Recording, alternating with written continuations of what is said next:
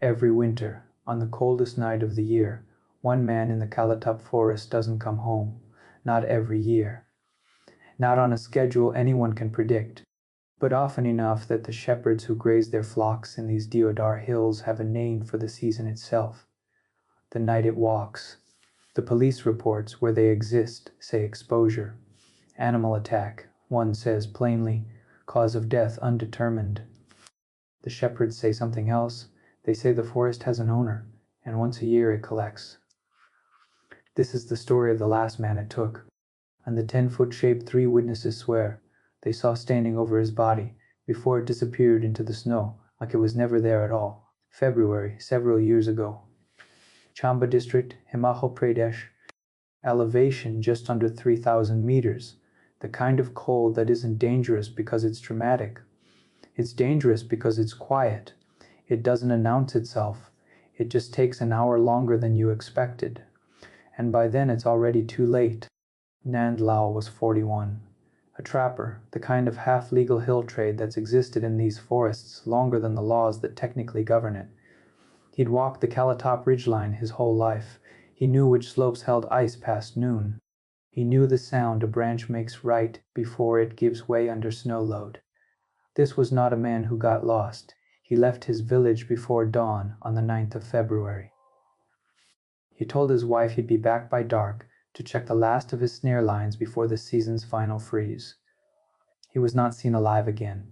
When he didn't return by the following evening, 4 men from the village went looking.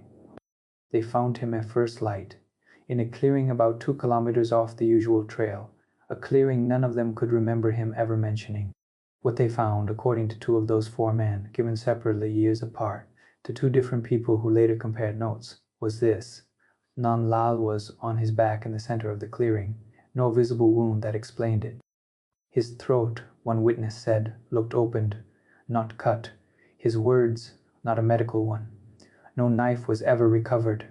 No animal tracks led to the body in a straight line explainable by any predator known to the region. What there was a second set of tracks. Not human, not quite animal either. Too large, too deep, spaced in a stride the men described as walking, not running, and in no hurry.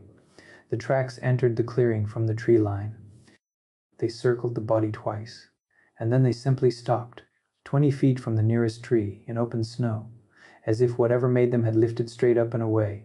No criminal case was ever filed, no suspect was ever named, because there was, officially, no crime, just a man, and a night, and a cold that took him.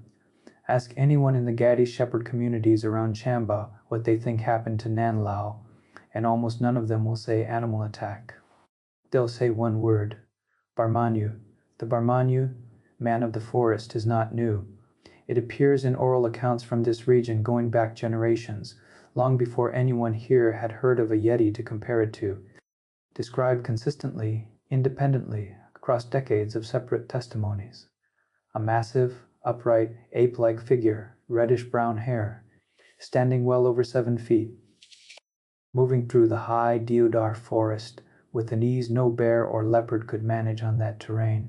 It is not, in most of the lore, malicious by default. You don't provoke it, you don't linger where it hunts, and above all, you respect what the forest considers its own. Nand Lal, some in the village quietly say, had been expanding his snare lines further into the high ridge that season, further than his father ever had. Whether that detail is fact, or a story reshaping itself around a tragedy to give it meaning, that's for you to decide. It's what happens after that's harder to explain away. Nand Lal's death would be easier to file as a tragic accident if it were the only one. It isn't. Local records point to at least 3 other deaths in the wider Chamba to Dalhousie forest belt, across the preceding 30 years, that follow a near-identical shape, a solitary man, deep in the tree line, during the harshest cold snap of the season, found without a clear cause, near tracks that were photographed by exactly no one, because in each case, the snowfall that followed erased them within a day. No pattern this thin would hold up in a courtroom, but it's held up, generation after generation, as something else. A warning passed from father to son before the first heavy snow. Don't go past the ridge alone, not that month, not that night. There is no tidy ending here, no arrest, no confirmed cryptid, no definitive answer that closes the file one way or the other. Nan Lao's family buried him, kept his snares, and told his story to the next child old enough to be trusted alone near the tree line. Maybe it was a leopard, hungry and unusually aggressive in a harsh winter. Maybe it was exposure, and the tracks were older, half melted, misread by frightened men at dawn. Or maybe, in a forest this old, in mountains this remote, there are things that have been given a name specifically, because no other explanation has ever managed to fit as well. Every winter, the coldest night still comes, and somewhere in the Kalatop pines, there is still, by every account anyone in that village will give you, a strip of forest nobody walks alone after dark.